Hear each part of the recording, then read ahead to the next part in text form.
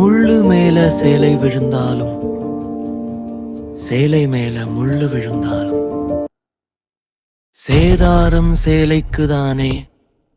ஏன் சேதாரம் செய்த கையை யாரும் பார்க்கல?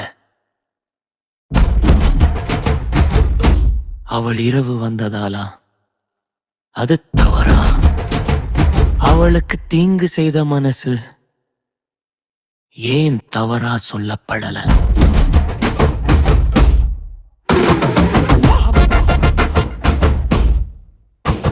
நடந்த குற்றம் பெரியது, பேசுற சமூகம் சிறியது, பாதிக்கப்பட்டவளை கேட்கிற சமூகம் பாதிப்பை செய்தவனை ஏன் கேட்கல?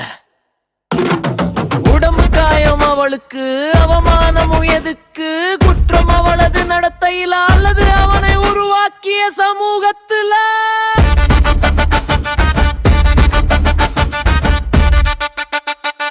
நேரம் இரவாயிருந்தாலும் கற்பை அவள் தானா காக்கணும். அவனை தடுத்து நிறுத்த சமூகம் எப்போதுதான் குரல் கொடுக்க போகுது?